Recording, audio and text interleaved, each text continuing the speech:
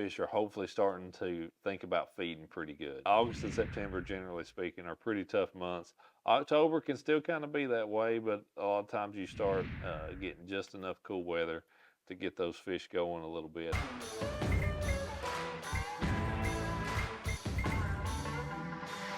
Hey everybody, welcome back to the channel. And for October, we're about to do the pick two more video. And we are nearing the end of the year, and actually what's going to be the end of, maybe this series, I think. So we're kind of looking at ideas of how we roll this in for the 24 season, I guess. So if you've got any good ideas on a new video series for us like this, whether it's a pick two, well, I think we'll probably keep the technique of the month exactly as it is, or maybe kind of morph the two.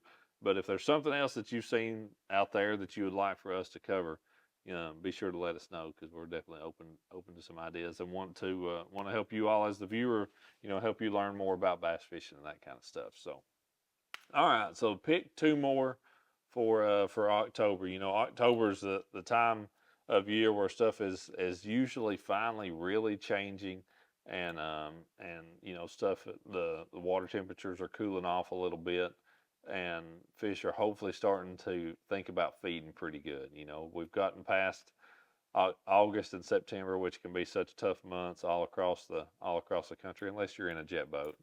Then it can be then it can just be really fun. But yeah, August and September, generally speaking, are pretty tough months.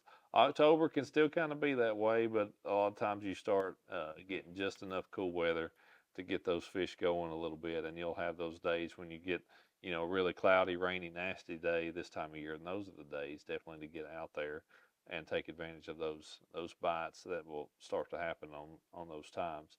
Um, but a big thing for me is just still kind of the theme, especially what it was for September, is covering water and finding places where I can hopefully find a little group of fish that are chasing bait or something, and using baits that imitate bait fish. Still, that's such a big thing for me. If I'm in a place where it's really dirty water, maybe around a full moon or something, I'm going to be able to catch some fish on some crawfish imitating type stuff.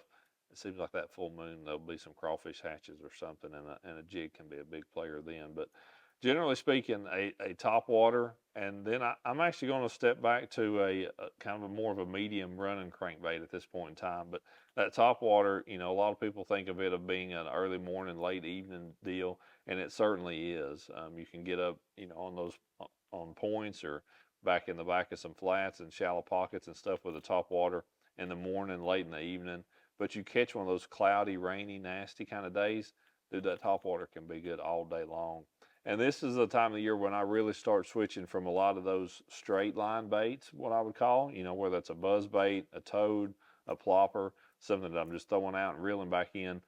I really start switching in October from that straight line type stuff to a lot more walking style baits this time of the year. That water temperature getting a little bit cooler. Sometimes that strike zone is going to start to shrink just a little bit, and that walking bait just a little slower, hangs in front of their face a little bit, is going to be a good one. This is the Rapala. This is the big Rapala skitter walk. It's a really loud bait. So this is one I like when the water does have some color to it, or if I'm throwing it out across a deep point or something, I really got to pull those fish up from a long way. That's the time that I really reach for a really loud bait like that. A lot of good walking baits out there on the market. One of my favorite ones is that Storm Arashi walk, top walker, but it's actually been discontinued. So if you've still got any of those, hold on to them.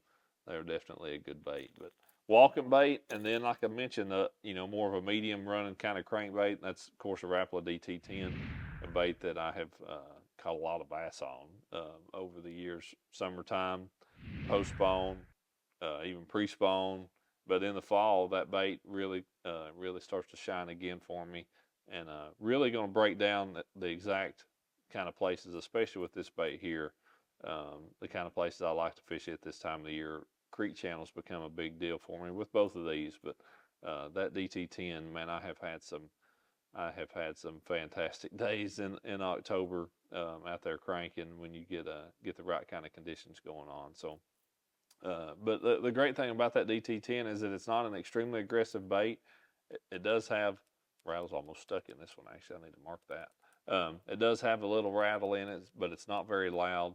And you know, we've got a lot of great colors in it now. We've got some really natural stuff like the Live River shad, green gizzard. Then we've got some more hot stuff like that Caribbean shad. Citrus shad is another really good shad color. But you know, just matching the color of that to the bait fish that's in the body of water that you're fishing, and you know, really to their mood and the conditions that you've got is going to be a big deal. But yeah, come back here in just a few days, and the technique of the month video going to tell you how to use that topwater walking bait as well as that DT10 to take advantage of that early fall feed that will start going on this time of year.